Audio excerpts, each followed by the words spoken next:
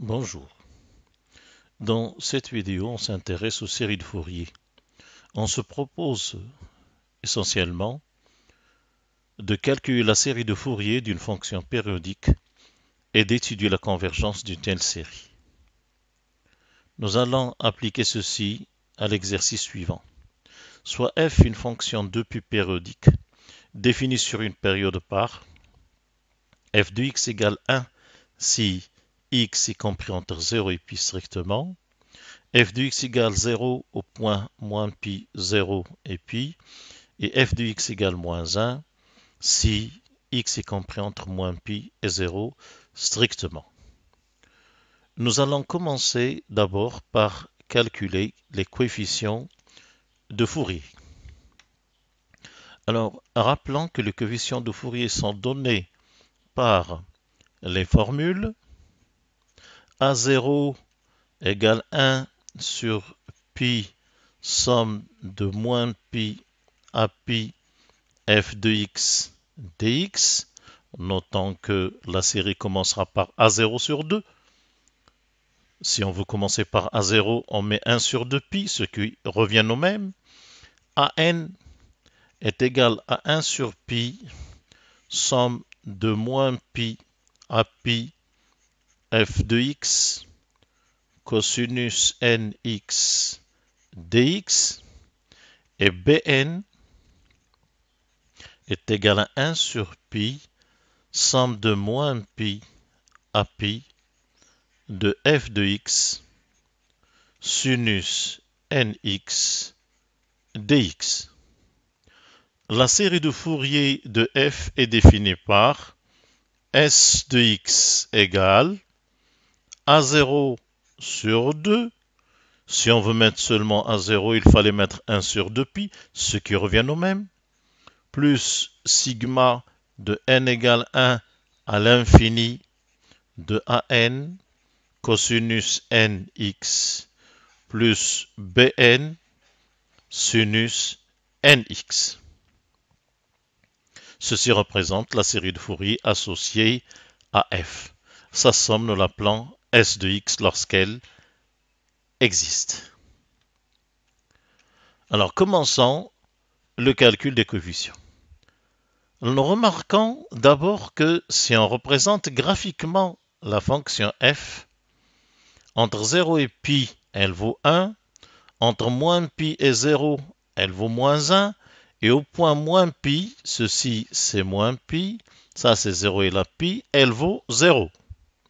Donc, on peut prolonger le graphe par périodicité. Moins pi 0, donc de pi à 2pi c'est encore moins 1. Ceci est la valeur moins 1.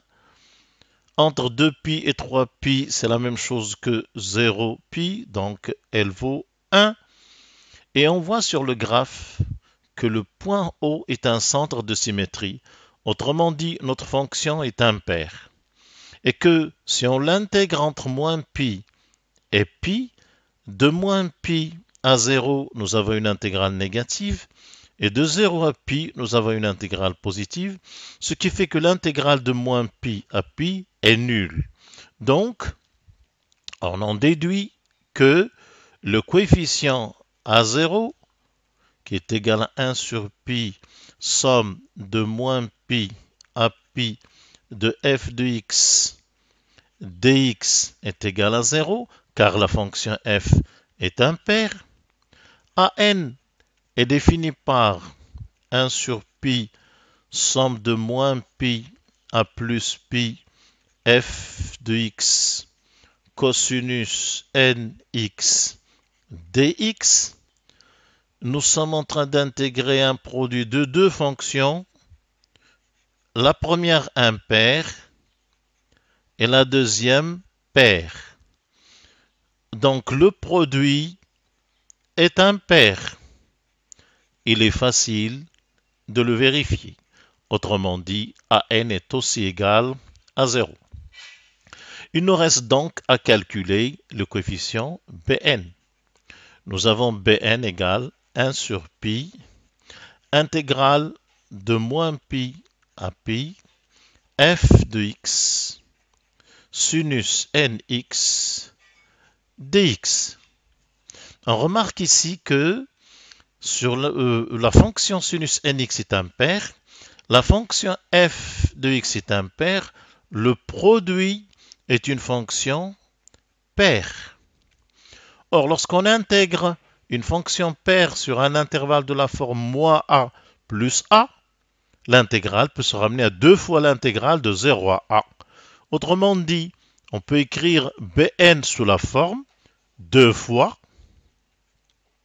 l'intégrale de 0 à pi de f de x sinus nx dx.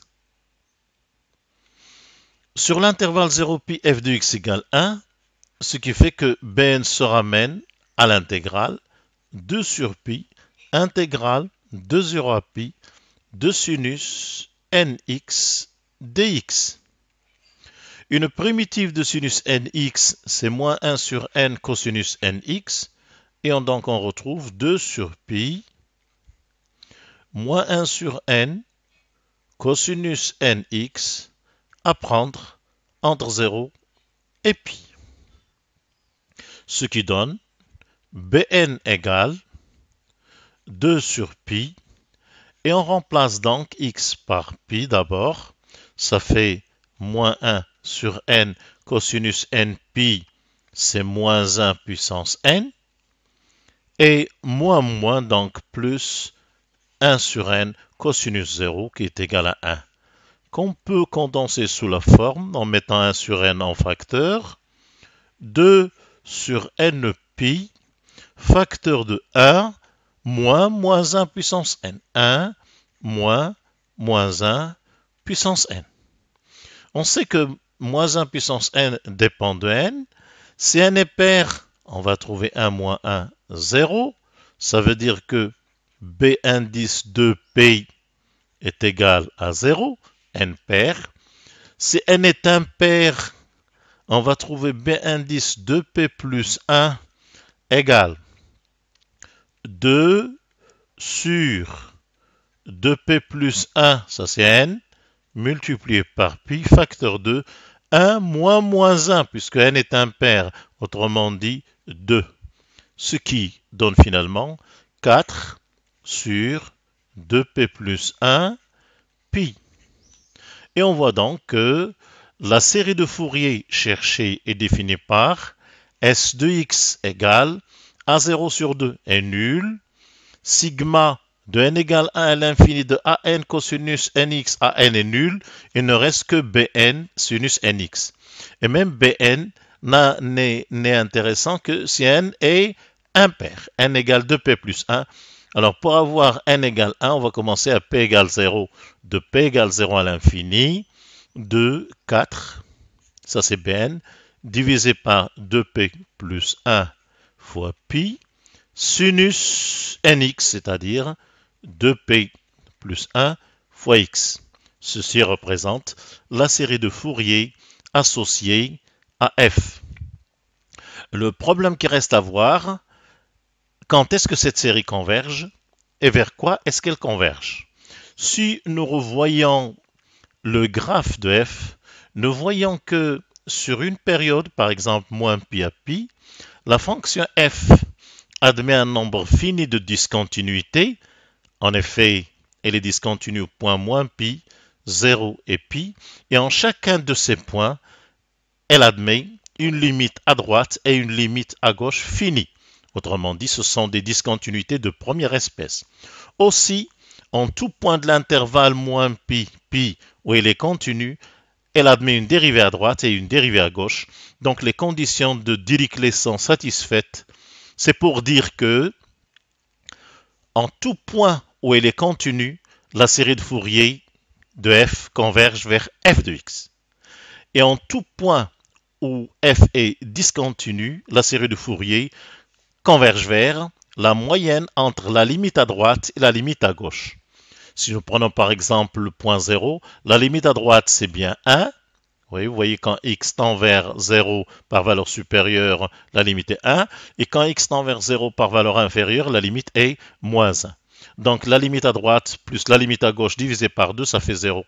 Le même problème se produit au point moins pi et pi. Alors en résume donc, nous allons dire que f vérifie les hypothèses du théorème de Dirichlet,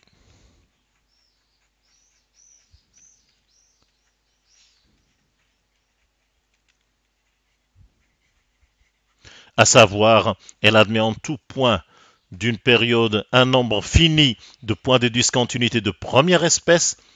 Encore une fois, ça veut dire que en chaque point de discontinuité, elle admet une limite à droite et une limite à gauche finie. De plus, en tout point où il est continu, elle admet une dérivée à droite et une dérivée à gauche. Donc, puisqu'elle vérifie les hypothèses du théorème de Dirichlet, sa série de Fourier converge vers f de x en tout point où elle est continue. Donc, quel que soit x appartenant à l'intervalle moins pi 0, union l'intervalle 0 pi, nous avons la somme de la série est égale à f de x, et ce n'est pas vrai uniquement pour cet intervalle, c'est vrai pour tout intervalle. Donc, à l'exception des points de discontinuité, nous allons dire si x est différent de kpi, c'est-à-dire moins pi, 0, pi, 2 pi, 3 pi, etc., alors nous avons f de x est égal à la somme de sa série de Fourier de p égale 0 à l'infini de 4 sur 2p plus 1 fois pi sinus 2p plus 1 x. Ceci, si on évite les points de discontinuité, si x est différent de kpi. Maintenant, si x est l'un de ces points est égal à kpi, la série converge vers la moyenne entre la limite à droite et la limite à gauche en l'un de ces points. Or, la somme entre les deux limites est égale à 0. Autrement dit, sigma de p égale 0 à l'infini, 4 sur 2p plus 1 pi sinus, bien sûr, 2p plus 1 fois k pi est égal naturellement à 0, ce qu'on peut voir bien ici, puisque ce sinus est nul, et donc il y a bien égalité.